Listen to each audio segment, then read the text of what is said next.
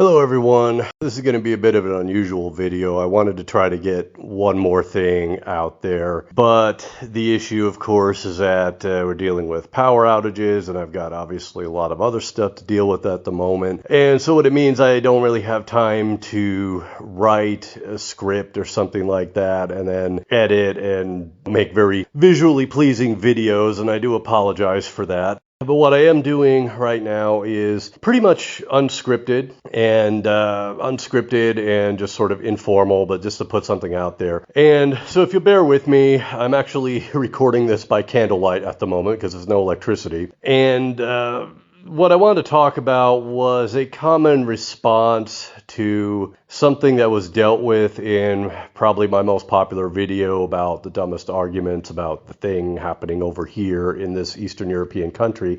I have to put it that way because I noticed that my most recent video, while I'm happy with the performance of it, it recently got ad restricted. And there's a particular reason for that. I've tested it before. And it has to do with talking about this thing that's happening over here in this country. So basically, it has to do with the whole NATO argument. And in that longer video, which you should definitely watch if you haven't already, I deal with this topic of NATO expansion. And actually, I'm not the only person to deal with this. Someone made an entire video about that specific issue. It's the YouTuber Sarcasmitron, who does really well-researched videos on the issue that's going on over here right now. And he does one that's on NATO expansion as well. So I'm going to talk about a particular argument that will sometimes come up in the comments, and I see this used all the time online. I see it on Twitter, and it goes something like this. Well, if Mexico were to join some military alliance, some defensive military alliance with, let's say it was China or Russia. Let's say it's the Russian CSTO, which is a collective security treaty organization. It's like Wish.com NATO. And actually one of their members, Armenia, is actually leaving it very soon. But let's say Mexico were to join the CSTO. Well, then, of course, the U.S. wouldn't allow that, and the U.S. would invade. And the idea is that the U.S. would do the same thing that Russia's been doing to Ukraine since 2014. The U.S. would basically do that to Mexico. So we're supposed to think that the U.S. would send troops to, let's say, the Yucatan, because it's a peninsula, right? Send troops there, deny that they're American troops. First they would say, no, these are just local Mexican citizens who are upset with the government in Mexico City, and they don't have any insignia. We could send a lot of U.S. troops of Hispanic descent and say, no, these are just local people. And we'd lie about it. And then, of course, we hold a referendum that isn't observed by any independent election monitoring agency.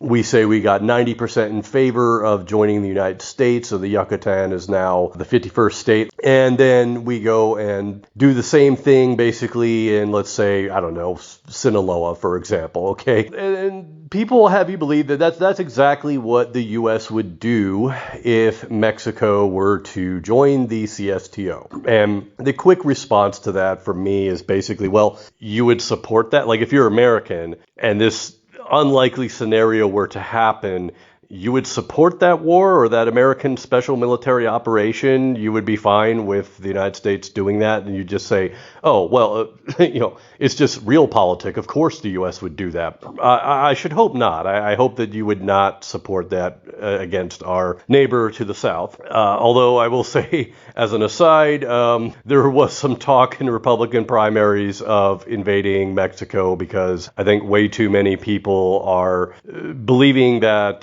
that Sicario sequel or something is like real life or whatever, but forget about that for a second. Okay, so that's a shorthand response to that ridiculous scenario is like, well, why would you support the U.S. doing what Russia is doing to Ukraine, but like in Mexico, right? But here's the thing, is that analogy, that scenario is so utterly ridiculous that it falls apart when you actually apply it to what happened in 2014, or actually let's start in 2013 when the Maidan protests first started. And the more detailed you get, the more ridiculous it becomes. Okay, when I say more detailed, I mean like if you're going to make analogies, right? Obviously, like in history, you're never going to have perfect one-to-one analogies, right? Like every situation's a little bit different. But if we just sort of graph this scenario onto the basic facts of what was going on between Ukraine and Russia in 2013, 2014, thereafter, then it just becomes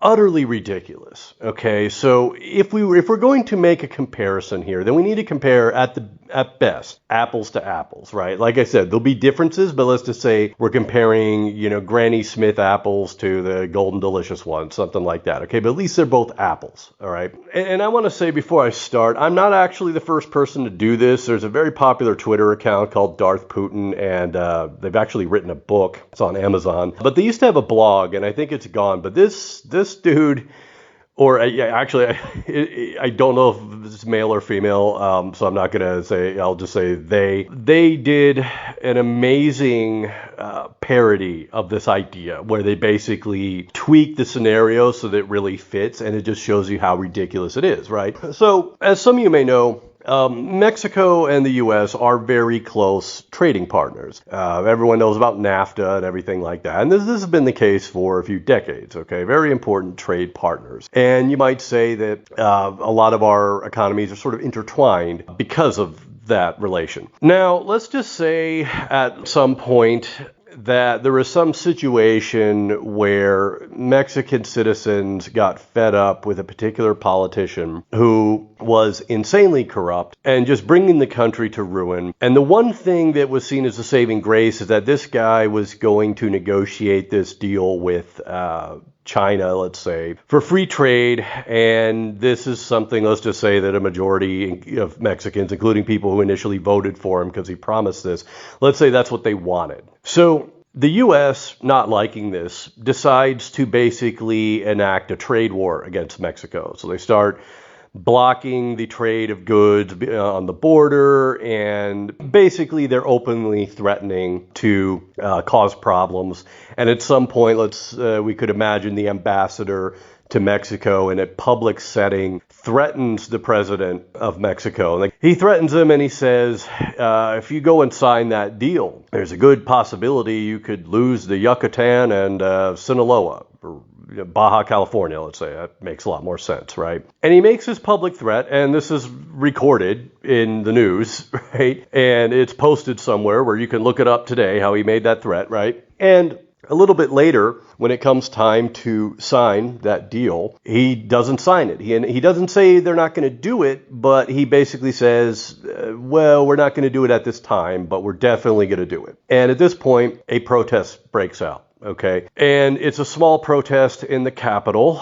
And then at some point, troops loyal to the president brutally beat up the protesters, most of whom are underage students. Okay. And that is the last straw. That pisses off a lot of people, and they start going out there and protesting. And it gets worse and worse, where at some point, a lot of people get killed. And that president ends up trying to flee, and he says he's resigning, but then he's not resigning, and he basically flees the country, okay? And a new government comes in, and they say, we do want to sign this trade deal, but we're not going to join the CSTO military alliance, or let's say this new China military alliance that doesn't exist. We're not doing that, but we are doing the trade deal because that's what the previous guy promised, and he went back on it, and he didn't do it. Okay, now at this point, some people are going to be confused because if you don't know the actual politics of Maidan, if you don't know the politics of Ukraine, especially pre-2014, and you don't know what actually happened at Maidan, this will be very confusing to you. Whereas people who do know about Maidan, do know what happened, they're going to get this a lot better. And granted, like, this is a very tortured analogy, so yeah, like anybody is going to have to be like, wait, so the guy is a sort of pro-American president, but he wants to sign a trade deal with China or what? It's confusing, but bear with me, because it's an example of like play stupid games, win stupid prizes, right? So the reason this is confusing to some people is because Euromaidan was not about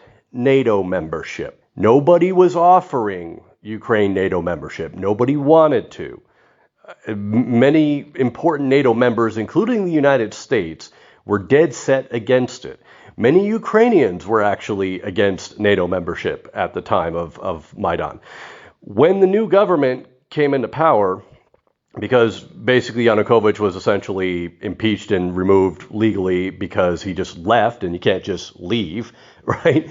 His own party voted him out, essentially. When that happened, the new government took over, and they said very clearly, we are not seeking NATO membership. At that time, the country was constitutionally neutral. This had been the case since 2010, okay? And that's when Yanukovych was elected. They were constitutionally neutral. They said, we are not seeking NATO membership. But Russia invaded anyway, and they took over the Crimean Peninsula anyway, and they started the war in Donbass anyway, despite that, okay? And by the way, as I pointed out in that long video, and you can look all this up, it's not a mystery, you can look up and see that they only changed the neutrality thing in the law, basically. They only changed that around mid-December 2014.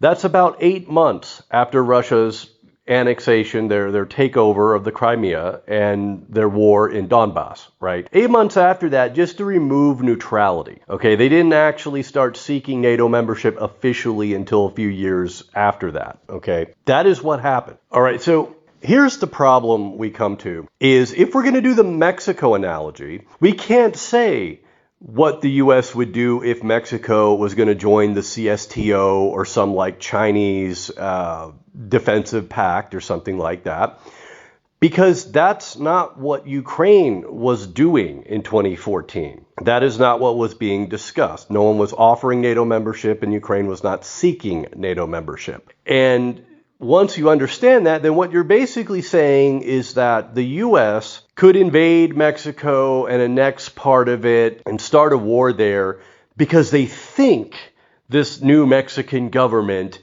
might join this alliance, right? Which is absolutely insane. Okay, it is absolutely insane. That is not a straw man. That is an analogous situation. Okay, if you're saying that Ukraine's potential NATO membership or NATO's open door, allegedly, provoked and justified Russia's war, which started in 2014, not 2022, if that's what you're saying and you're using the Mexico argument, then this is not a straw man. Okay, the U.S. could say, clearly the Russians bankrolled this revolution to drag Mexico into the CSTO. And the Mexican government could be like, what the hell, like we're actually neutral and we just want this trade deal with somebody or whatever. And apparently like some people would be fine with the U.S. taking over the Yucatan and taking away Baja California or whatever. Like I said, if this sounds absurd as I'm trying to explain it, yes, it's a tortured analogy because it's a ridiculous situation. It's the type of thing that sounds very intuitive.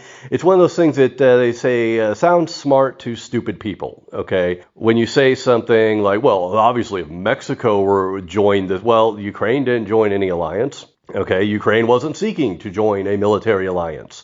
The only thing that got Ukraine to even consider joining NATO was an invasion by Russia. And if we go back to the early 90s and we look at why did these countries want to join NATO? Did something happen? Did something make them think they need to be in a defensive military alliance? Oh, yes, actually something did. Okay, that was basically military aggression from Russia in the early 90s and threats of aggression that they didn't make good on, usually because they couldn't at the time because Russia was a mess, right? That is why these countries sought NATO membership, and this is where I want to highlight something. NATO and its inner workings and how countries join NATO or don't join NATO, this is not some unknown factor. It is not a mystery. It is not like how they choose the Pope, where a bunch of guys go into a room and then we wait for the white smoke to come out and presto, Montenegro is a NATO member. That is not how this works. We know how NATO works, okay? In the last 2 years, 2 countries joined NATO, 2 countries that were neutral for decades during the Cold War, 2 countries which, by the way, despite being neutral, they basically met all the requirements to join NATO for decades, and so NATO's position was basically you have an open invitation. Come anytime you want, should you want it, right? And those countries didn't want it until something happened, in 2022. And suddenly they wanted NATO membership. Isn't that really interesting? I wonder what changed their mind, okay? And at that point when they said, okay, we will take you up on that open invitation that we have had for years, for decades even, did they just magically get in NATO? Did Jens Stoltenberg just say, okay, you are in NATO, and that was it? Or did Biden, because of course the U.S. really controls NATO, right? NATO is just the U.S., right? Did Joe Biden just say like, okay, Jack, Finland is in NATO now? No, that's not what happened. It was a process that took like nearly a year. And there's a reason why it takes a year, because NATO does everything by consensus. Every member must approve of something. And there were countries that were holding out. Hungary, big surprise, and Turkey. And it was basically a long process of essentially bribing these countries to vote in favor of NATO membership, because if they didn't want it, if they said no, it would not happen. That is the process for joining NATO. You can go to the NATO website and see how that happens. And you have to be offered a membership action plan. You can't have a U.S. president or even the NATO Secretary General saying some kind of magic phrase or saying like, oh, of course the door to NATO will always be open. That doesn't get you in NATO. Okay, and not only can you look at the last two countries that joined NATO, you can look at every country that's joined NATO since the 90s, and you can actually go into the mid 90s to see how the process started. You can basically trace the entire process, because many of those countries, unlike Finland and Sweden, they didn't meet the requirements to join. They had to demonstrate that they did, right? And because of that, there is often a long process for some of these countries to join NATO, and you can actually look up what that entailed. And here's the thing, the Russians know this, okay? They have access to the news. Okay, they have a lot of access to European governments as well. But they know this. They know that NATO doesn't just wish a country into the alliance. They know that it takes time. They know that a single NATO government could hold up the candidacy of a country. And since Russia got a lot of influence in some governments, they know that if it ever came down to it, there were levers that they could have used to keep particular countries out of NATO. They understood this. The Russians know this. Okay. So to say that what happened with Ukraine is about NATO, there are two options here. Either the Russians somehow don't know all of this, meaning they're complete, utter morons, all right, or the Russians are delusional and they know all this, but they think there's probably some like secret cheat code that Ukraine could use to get in NATO, even though like to this day, NATO will not give Ukraine any invitation to actually join.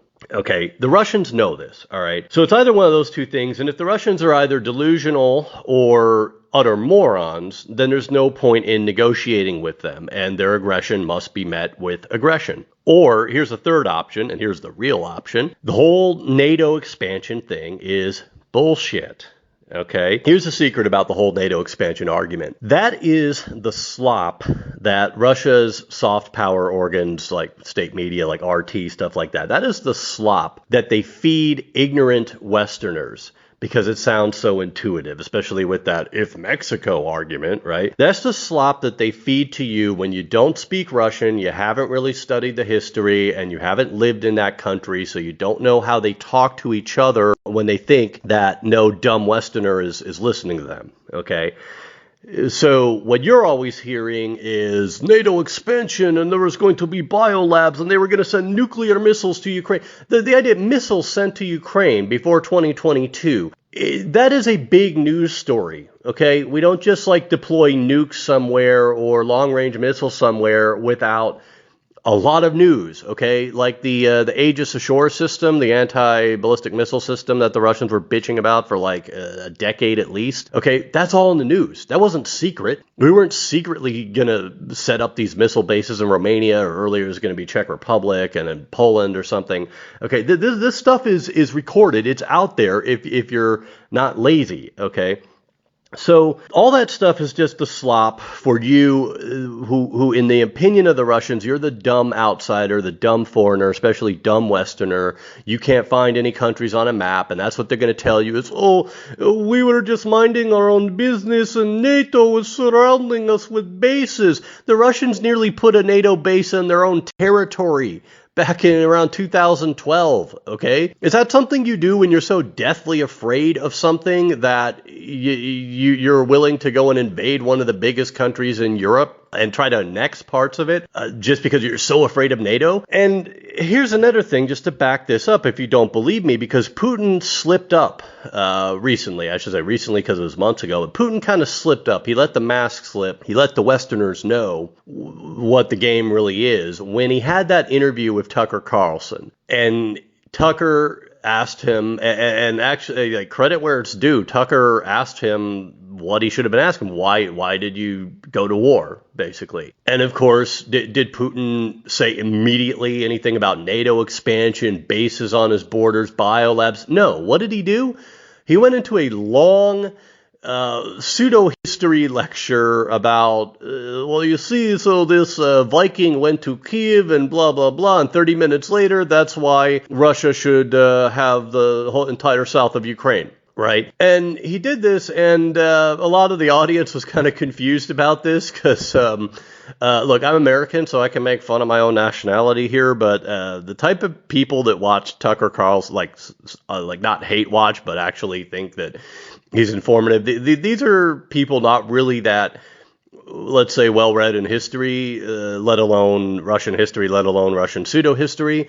And they were confused, very much so. And even the people who were like, American pro-Putin fans, they were trying to salvage it, coping, as young people say today. They're coping by saying, wow, Putin is so articulate as he rattles off all these historical facts. And it's like, well, it's easy when this shit is made up, okay?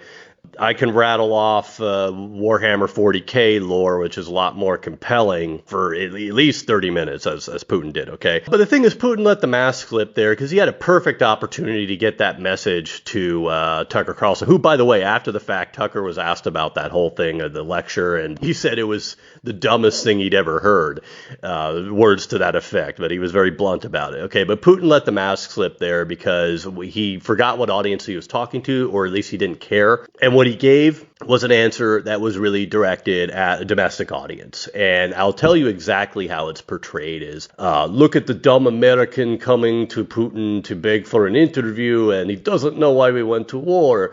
But Putin, very smart, lectured this dumb American on the history of things that, he had no idea about, right? That's the domestic audience message. The problem is it's a big failure because the general message for the slop they feed foreigners is that this is about NATO expansion. And what he did there when he had that big lecture is he basically reiterated the nonsense from his 2021 7,000 word article on Russia and Ukraine, where he's basically trying to explain to Ukraine that it's like, you can only be a sovereign country if you're essentially Russia's vassal because we are inextricably linked and one people, blah, blah, blah. And that was not really meant. That was not meant for the Western audience so much, even though it was translated into English. That was meant for a Ukrainian audience that pretty much, laughed at it. But that was also meant for the Russian audience. And that was basically what Putin really believes. It's what people in Putin's circle believe. It's what a lot of Russians really believe, that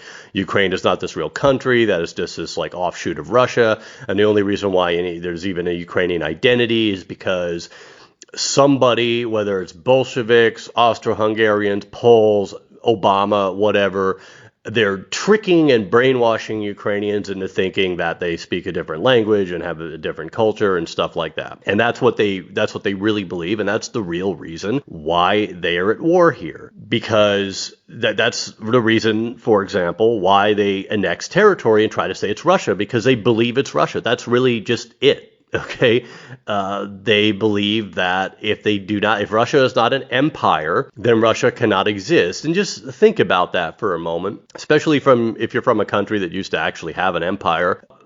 Imagine that you can't imagine being a citizen of a country unless it's an empire, unless it's ruling over other people, right? That seems like a big problem. That seems like you got an internal problem you got to deal with. And that's the issue with Russia, is that they have these internal cultural problems that they externalize through, in this case, military aggression. All right. So I hope that this finally makes you think about that whole NATO expansion. Again, I dealt with the NATO expansion argument in general in that previous video. Sarcasmitron has a wonderful video about it. I just wanted to take that one response to it. Well, if Mexico were going to join a Russian-led alliance, it's utter nonsense. And like I said, if the analogy seems tortured, it's only because it's such a ridiculous comparison, because it just does not compare. If you want to really get into it, you'd have to completely change the United States to a country that, instead of being a sort of shining beacon on the hill where everybody wants to move to, you have to change it into a dictatorial kleptocracy where even its own people are constantly trying to leave. Okay. And start with that, and imagine like Mexico's kind of on the same level, but there's people in Mexico that are like, hey, we want to be independent, do our own like independent foreign policy. We don't want America dictating our foreign policies and stuff like this. We want to trade, again, not join a military alliance, but we want to do more free trade with China, because then we have to imagine like China is the shining beacon on the hill, the big, economic superpower, top of the heap there, so as to be an incentive for Mexican people to want to, sign that deal or whatever. Again, if you struggle with it, I struggle with it too, because it's just such an idiotic argument. And the problem is it never gets challenged, because people go on cable news and stuff like that, and they say this stuff, and they don't get challenged, and nobody asks these questions. And as soon as you start pulling on the thread, it starts coming apart. As soon as you, like the conspiracies of Maidan, you say, oh, it's a government coup led by the U.S. So the U.S. that had the whole, Obama administration reset policy with Russia. The U.S. saw that Yanukovych might not sign a trade deal with the EU, and they immediately decided, well, we need to overthrow that government. Who cares who finds out about it? We need to just go and overthrow a government, because obviously it's so important to the U.S. that this country has a trade deal with the EU, right? And then what I like to ask a lot of these people is just ask them, because they're going to bring up stuff like the Nuland phone call, which maybe I'll handle in another video. Sarcasmitron actually handled it quite well already. But what I ask them is like, who started Maidan? No, I mean, like, don't just say like the CIA or whatever. No, tell me like when did people go out to protest? Who went out to protest? And who called them there? Just name them. It's like two guys, okay?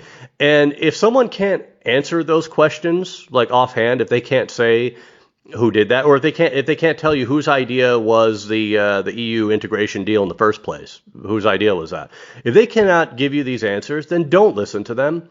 Okay, a lot of these people that do the whole, sound smart to stupid people thing, what they'll do is they'll learn a few names. Okay, they'll learn like Yanukovych, and maybe they'll learn Yatsenyuk. A lot of them, they can't really pronounce it, but they've heard of it because it comes up in the Nuland phone call, right? What they do is they're going to drop a bunch of names on you, and then they're going to drop these like factoids like, well, actually, so Ukraine has always been divided into Russian-speaking East and Ukrainian-speaking West. These people have no idea what they're talking about, okay? When you ask for very basic details, but just not those details that tend to appear in, let's say, Russian propaganda, they will fall apart every single time, okay? So, I mean, it's very simple. If something was started by the CIA, don't tell me about the Nuland phone call that happened months after Maidan had already started. Let's talk about who called people out there in the first place. How did the U.S. Here's a good question. How did Obama and the CIA and Victoria Nuland, how did they get the Berkut police to brutally beat the students of the original Euromaidan protest? Because at that time, it was just a very small protest. It wasn't a big deal. It only became that massive protest after those beatings because people were pissed off. They were sick of the corruption. It was just kind of that sort of last straw type thing. And then later on, a few months into that, basically the government tried to crack down on the protests. They passed a lot of very restrictive laws, and that just pissed people off even more. So the question is, well, how did the CIA get them to do that? How did the CIA get Berkut to... how did they know? Like, how did they know that if Berkut went and beat those protesters so hard, it would definitely bring out many people for weeks on end? who would keep protesting. And how did they know that Yanukovych would try to pass these very draconian laws and make people think that he was going full Lukashenko, basically? How do they know that? How do they make him do that? Conspiracy theorists always love to say, I'm just asking questions. There's just nothing wrong with asking questions, right? Okay. I'm asking questions now. How about that? And that's the thing. You can do this with almost any conspiracy theory. If you want to test if something is a conspiracy theory, ask questions. Ask them about questions about very basic details, not the ones they normally talk about, but just go and look up the so-called official story or mainstream media narrative or whatever and find some details in there, and then just ask them about that. And ask them, how did the conspirators know that this would happen after this? Look for like cause and effect things. I like to do the same thing with Syria when they say Syrian uprising, CIA. Okay, well, if you actually know the history of the Syrian revolution, where did it start? How did it start? How did the CIA know that that thing would have started it? If you know anything about Syria and the revolution, you know exactly what I'm talking about. And if you don't, if what you know comes from RT or Gray Zone or some idiotic source like that, you're very confused right now and you're probably Googling, okay? And that's okay, all right? It's really okay. It's okay to believe in things like this, as long as you're willing to admit you're wrong. You don't have to tell me. You don't have to comment and say, I fell for this thing or whatever. That's fine, because, I say this not to be judgmental. And I just want to kind of wrap this whole thing up. I say I'm not being judgmental, I am the superior critical thinker who has been studying this stuff for decades. I got a lot of stuff about Maidan wrong myself, stuff about the war when it broke out. I got that wrong as well. And early on in life, when I go back to my youth, my God, I fell for a lot of just nonsense. And that's one of the reasons why I'm so militantly against it, because over time, I just realized how I came to think that this thing was true. And then later on, I'd see wow, the people who were telling me they had the real truth behind this event didn't bother to mention these basic details that completely contradicted, right? And that's really my motivation for dispelling a lot of this stuff, is just I've been through it myself, and you either go one of two ways. Either you give up on the conspiratorial thinking and just try your hardest not to buy into stuff like this, or you double down and then you end up living in what I like to call unreality. And that's where basically everything is a conspiracy theory, and anything you see, what the event is on the news, well, clearly it's the opposite. And I can't trust the mainstream media. I can't trust CNN, so I'm going to trust the Russian state media, okay, or somebody who gets their sources from there. And that's just ridiculous. It's like saying, I like to tell people when it comes to mainstream media, because I hate a lot of mainstream corporate media coverage. I call it out all the time. I like to say it this way, though. If I tell you McDonald's is unhealthy to eat, okay, or just fast food in general is unhealthy, yeah, that's objectively true, right? But if someone comes up to you and says, yeah, McDonald's is bad for you, go around back and just eat whatever you find in the dumpster. No, that's actually worse, okay? What you can do instead of eating from the dumpster is that you could maybe learn more about the nutrition facts about what goes into McDonald's food, and maybe balance your diet a little bit more and try to avoid eating it. And if you do have to eat there, think about how much and what items you get, stuff like that, okay? And yeah, so that's basically it. The idea is not to, to judge people and be like, I am the sole arbiter of truth. What you should take this as is me saying, as a person, it's like basically in Christian terms, admitting you're a sinner, right? So if I tell you, I'm saying this because I believed in some dumb stuff in my youth, and we didn't have the same vectors for it back then. What we had was AM talk radio and more closed forums instead of social media, but it was there. Yeah, it was there. It just wasn't as omnipresent. And what I can tell you is with all the stuff I have to deal with, especially now, I feel a lot better not living in unreality than I did when I was listening to a lot of that nonsense. And another thing I would like to say, just to sort of drive the point home, because you might think, oh, this guy's some Fed shill, whatever. Like, okay, but here's the thing. Let's just say you're right about all these theories you believe. Like, my favorite one is the 9/11 conspiracy theory, because the fact is, like, millions of people around the world believe in some element of that. It's been popular for a long time. Like, who really does anything about it? And when I say who does something about it, I don't mean like in every country, even to this day, you'll see people go to protests. They'll have some kind of like, 9/11 truth or investigate 9/11 sign there. That's because those people basically back in the 2000s made it their entire identity and they just have nothing else going on. But what are you supposed to do about it? Like, okay, you decide loose change is unvarnished truth. Okay, what now? What? Oh, no, like the U.S. has gone through like massive political changes since 9/11. I mean, the party shift with Democrats and Republicans, like just, all over the place since then. And no whistleblower has actually come out, despite the fact that, like, if you blew that case open, you would be basically an American hero. But it hasn't happened yet. And like, what are you supposed to do about it? Let's say, oh, okay, I'm convinced. I'm just going to ignore what I know about building demolitions and high explosives. I'll just ignore that for a second and say that you're right. Okay, what do we do? Like, no, I mean, like, what do we do besides stand outside a public place holding a sign saying investigate 9/11? Who are we even who are we telling to investigate it? Like the FBI? Are we talking to the Illuminati? Like who are we even demanding is supposed to investigate it and punish the perpetrators, right? And it's the same thing.